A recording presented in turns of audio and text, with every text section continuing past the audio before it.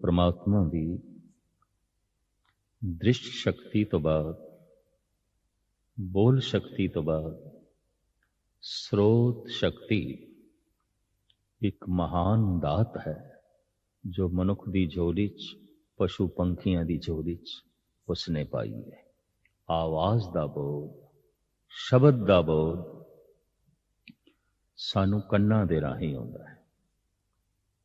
मनुख सुन ना सके तो कह दिता जाता है बहरा, इते बहरा। बहरे लई आवाज की दुनिया खत्म हो जाती है, अंधे लई आकार की दुनिया खत्म हो जाती है, गूंगे लई संबंध रिश्तेदारियां की दुनिया खत्म हो जाती है, क्योंकि वह संबंध जोड़ नहीं सकता। अंधा वेख नहीं सकता, गूंगा जोड़ नहीं सकता, पर बहरा कुछ भी सुन नहीं सकता। आवाज का अपना संसार है, आवाज की अपनी दुनिया। परमात्मा वेखण दे च प्रकाश है, पर उसका दूसरा रूप है नाद, आवाज।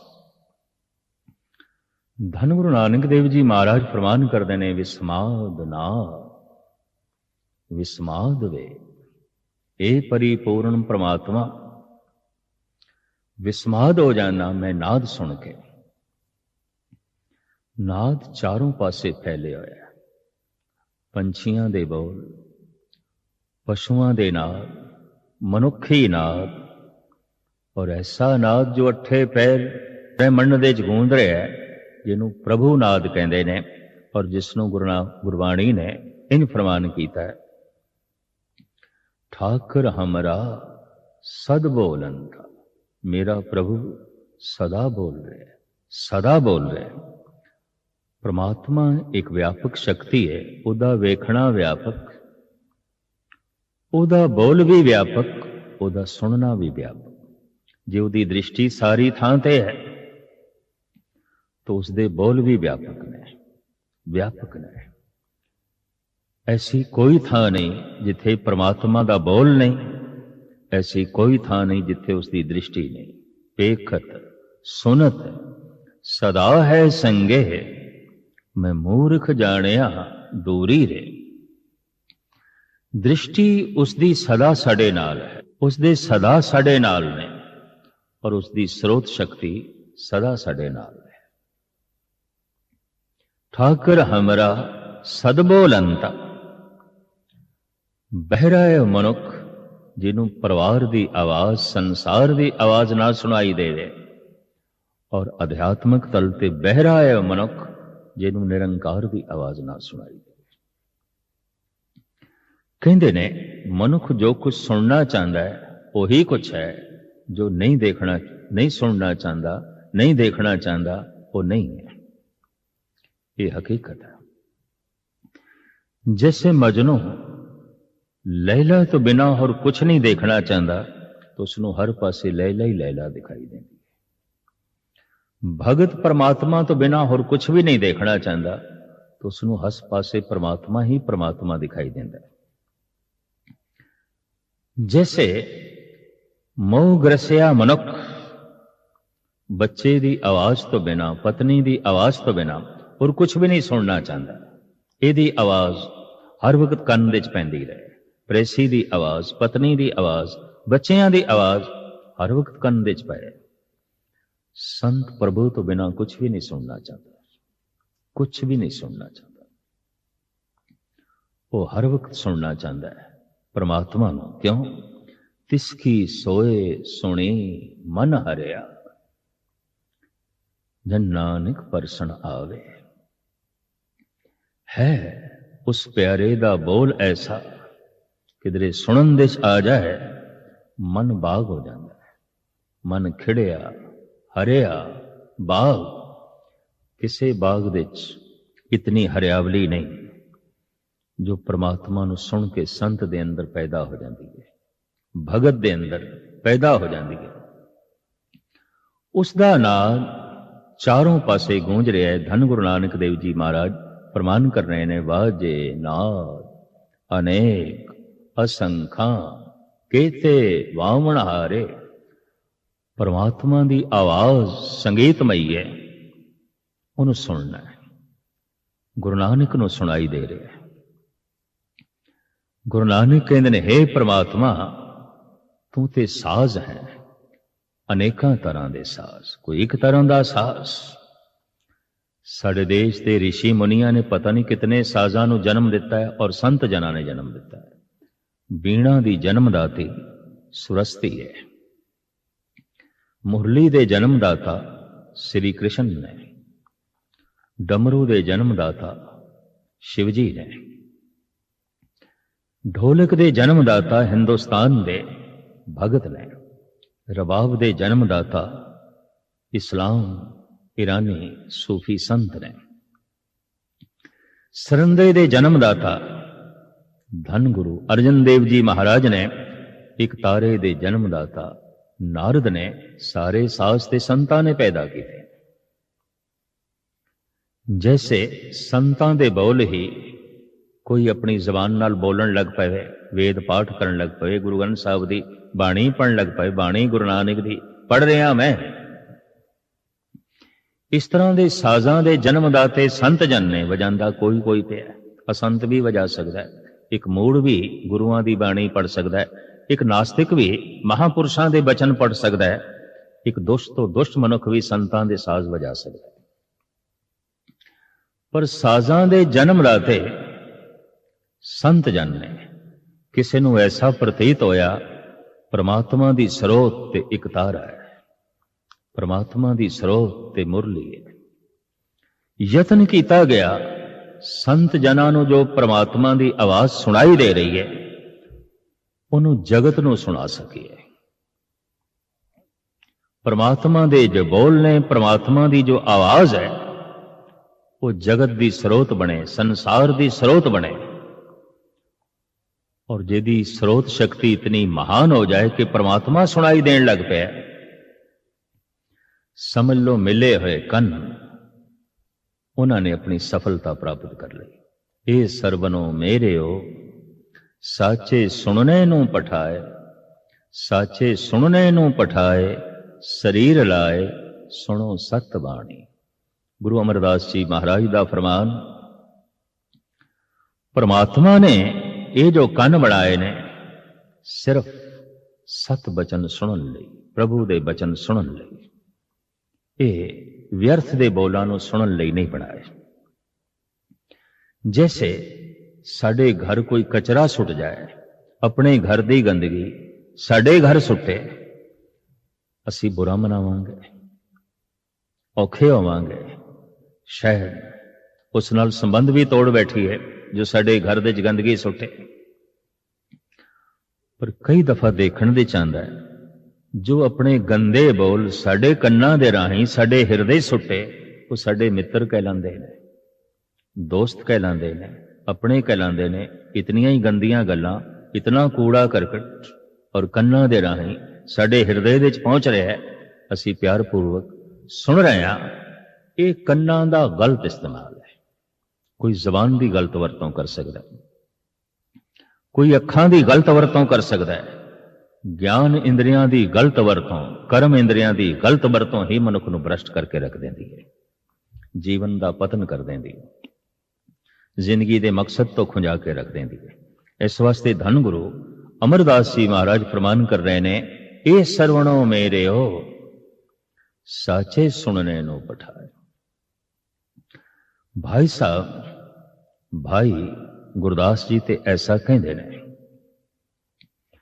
सुन प्रिय गवन सरवन न बहरे भय, काहे की प्रेमनी प्रेम हो लजायो है। कन्ना ने सुनिया मेरा प्यारा दूर जा रहे, किधरे दूर जा रहे। तो भाई साहब कहते कन ते बहरे हो जाने चाहिए सन, इन्हां बोलां नाल फट जाने चाहिए सन। ये बोल किवें सुने गए, क्यों सुने गए? ऐसे बोल जो विछोड़न लग गए ने, और ऐसे बोल सदके जाते ने भगत लोग, संत जन, जिन्होंने सुन के हिरदा बाग बाग हो जाए। तो मैं अर्ज करा, ब्रह्मंड दे परमात्मा का नाद गूंज रहा है। तदी ते गुरु नानक देव जी महाराज कहते ने, विस्माद नाद, ए परिपूर्ण परमात्मा, मैं तेरा नाद सुन के विस्मादमयी हो गया, मैं तेरी आवाज सुन के गदगद हो गया, मैं तेरा शब्द सुन के खिड़ उठिया, हरिया बाग हो गया। इदा मतलब है स्रोत शक्ति दे बड़ी गहराई चाहिए। कहते ने जिस दरखत ने अपनिया शाखा नूं आसमान तक ले जाना है, उन्होंने अपनिया जड़ा पाताल तक ले जानिया पैंदियां। जिहड़ा दरख्त पाताल तक जाण नूं तैयार नहीं, आसमान नूं नहीं छू सकेगा। जिस मनुख दे बोल गहरे ने, गहरे ने, जिस मनुख दी स्रोत, जिस मनुख दा सुनना गहरा नहीं, उस दे बोलों दे कोई उचाई भी नहीं होगी, बुलंदी भी नहीं होगी। उच्चे बोल उसे दे होंदे ने, उसे दे बोल आसमानां नूं पाड़ के अगे निकलदे ने। जिस दी स्रोत पाताल नूं पाड़ के थल्ले चली जाती है, जिस दी स्रोत गहरी नहीं, उस दे बोल उच्चे नहीं हो सकते। उच्चे बोल उन्हां दे ही होंदे ने जिन्हां दी स्रोत इतनी गहरी कि ब्रह्मंड दियां सारियां आवाजां दे चों ब्रह्मंड दे ओ नाद जो जर्रे जर्रे दे च व्यापक है, सुन के उन्हां दे अंदरों जिहड़े बोल निकलदे ने आसमानों नूं छूंदे ने। और बोल व्यापक है, ठाकर हमरा सदबोलंता। अगर वो प्रकाश रूप दे च व्यापक है तो वो बोल रूप दे च भी व्यापक है। नहीं दिखाई देंदा किसे नूं वो प्रकाश, अध्यात्मक तल ते अंधे ने। नहीं सुनाई देंदा किसे नूं वो बोल, अध्यात्मक तल ते वो बहरे ने। धन गुरु अर्जन देव जी महाराज उसका बकायदा जिक्र करते हैं, भुज बलबीर ब्रह्म सुख सागर, गरत परत गह लेहो अंगुरिया। वेख सका अखां कोई नहीं, तेनू सुन सका कन भी कोई नहीं,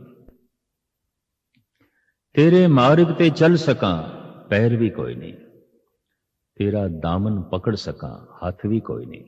ज्ञान इंद्रियां दे नाल कर्म इंद्रियां दा भी जिक्र कर दिता है।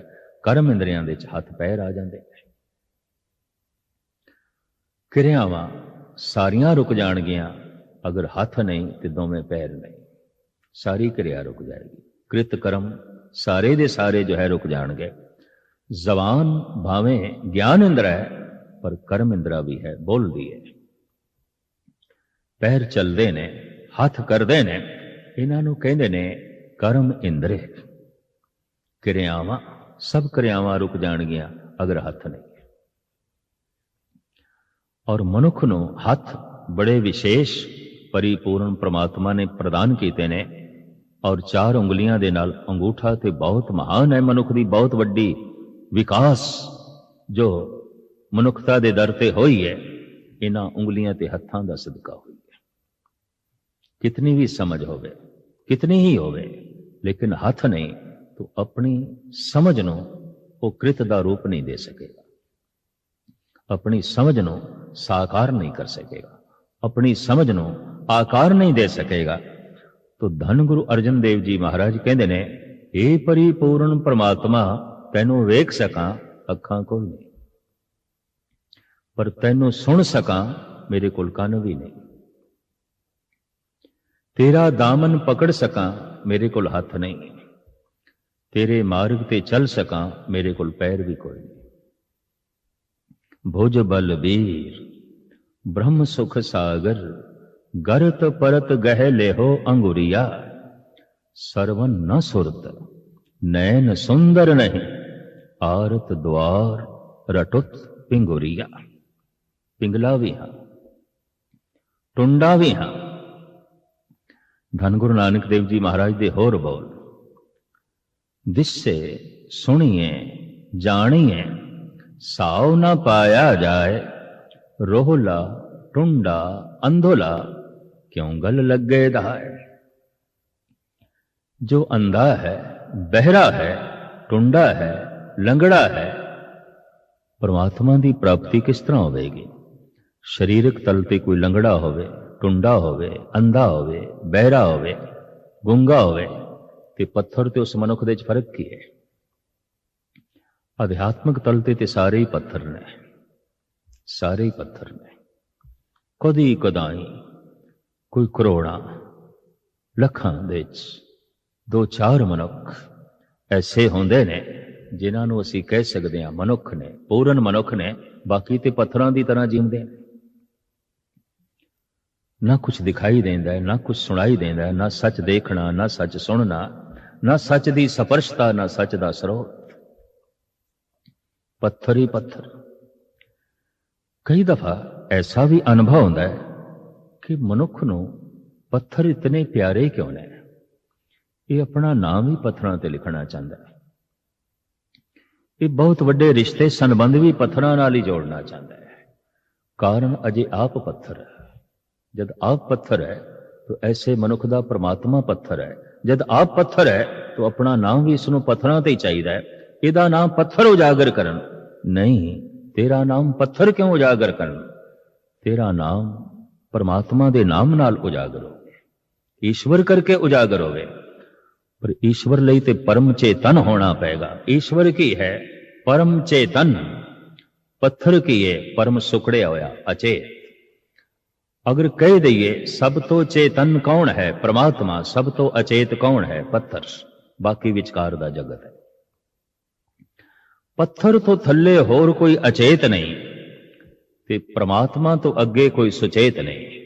पत्थर ते परमात्मा दे विचकार बाकी दा सारा जगत है।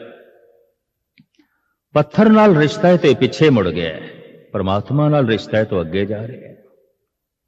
ये परम चेतन होंदा जा रहा है, अगां जा रहा है। ये अचेत होंदा जा रहा है तो पत्थर होंदा जा रहा है, पिछे मुड़ गए। सिर्फ पत्थर तो ही चोट नहीं लगती, मनुख तो भी चोट लगती है जब मनुख पत्थर हो जाए। शायद पत्थरों ने भी इतनी चोट नहीं पहुंचाई मनुख को जितनी मनुख ने मनुखा को चोट पहुंचाई है। शायद पत्थरों ने भी इतना जख्मी नहीं किया जितना मनुख ने मनुख को जख्मी किया। शायद पत्थरों ने भी इतनी तबाही नहीं की थी जितनी मनुख ने मनुखता की तबाही की थी है। पत्थर पत्थर है, अचेत है, इतनी तबाही को जन्म नहीं दे सकता। मनुख रंचक मात्र, अंश मात्र, थोड़ा जिहा सुचेत है, उस पत्थर का इस्तेमाल कर सकता है। खुद भी पत्थर है ते बाहर दे पत्थरों की वरतों भी कर सकता है। पत्थरों नाल बहुत कुछ तोड़ेगा और अपने आप नाल भी बहुत कुछ तोड़ेगा। मनुखता तो अज तक बहुत कुछ टुटिया है। कितने शहरों की बर्बादी, कितने मुल्कों की तबाही, कितने मनुखों दी लाशां, ये सिर्फ मनुख करके, क्योंकि मनुख पत्थर।